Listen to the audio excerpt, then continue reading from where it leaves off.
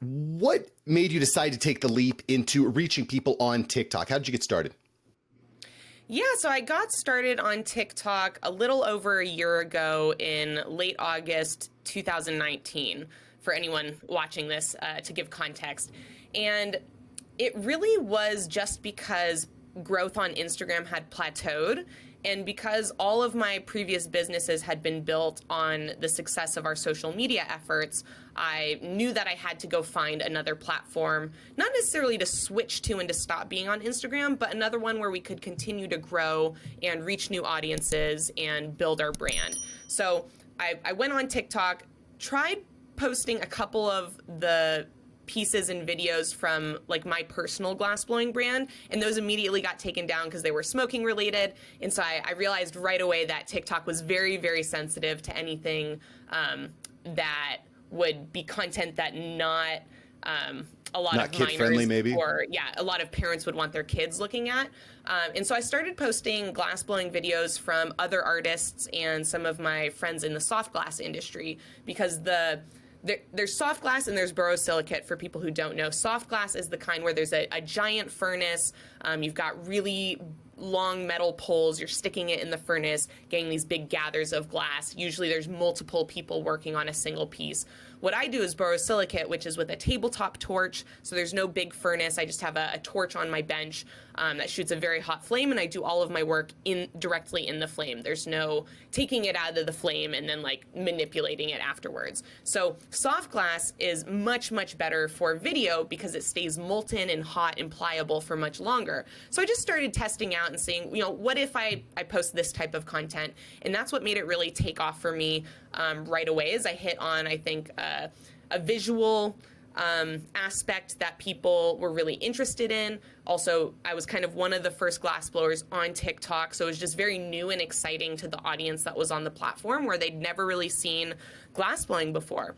And instead of really thinking about how do I promote like my existing brand and business, I just said, let me tap into this new thing I've discovered. I don't know where it's going to lead, but I can tell it's going to be good because I'm getting millions of views, and that's better than me trying to sell my own products. Let me just see where this goes. So I kind of just rode the wave of momentum that I was able to identify through the algorithm and through testing and analyzing my own posts, and that's how I got here today, pretty much.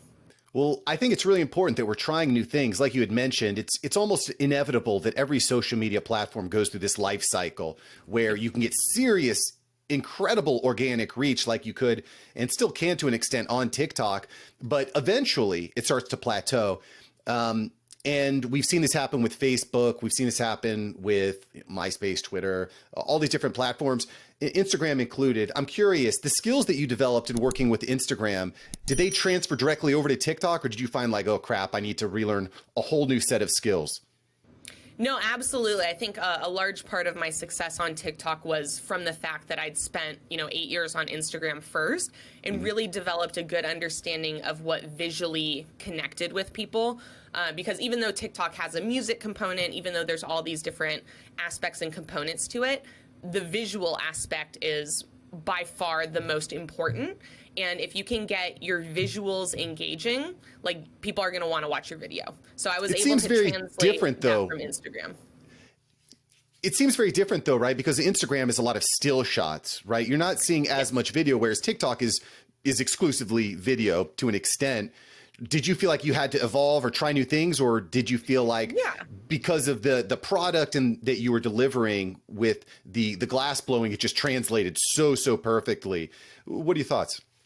Yeah, I mean, it was a bit of both. A lot of the elements from a picture do translate to a video, especially when it comes to glass, and just having to understand how the lighting aspect works in the video and in the picture. So that was very helpful. Also, again, color and color saturation. So it's not just about which colors you're choosing, it's about how saturated those colors are, and how much our eye is gravitating towards any of those colors. And so with video, the extra element there is movement compared to a picture. And so I was just paying attention to, and I had to learn and pay attention about how are my eyes moving in a video, and what does that mean when I translate that to if I liked the video, if it was engaging, the impact that it had on me. So I was paying attention to little things like that that I didn't notice on Instagram. So like eye movement, duration of the video, like how long of a video do I naturally want to pay attention to?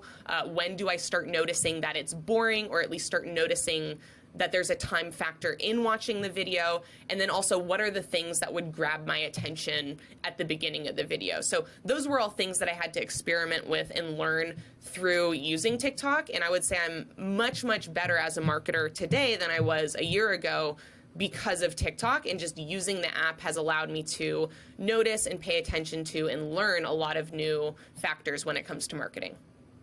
Really smart, very, very smart. These 15-second video clips are just catching fire. You're seeing them on every single platform. And that's, I think, a floodgate, if you would, that TikTok has released. All these companies see TikTok having massive success. I mean, LinkedIn adopted stories recently. YouTube, you can do 15-second clips. Thank you so much for watching. I'm glad you enjoyed this episode. I've got several other episodes right here for you. Smash one of these videos to make sure that you don't miss out on the tips, tools, and tactics of industry experts. Let's take that side hustle full time. Smash one of these links.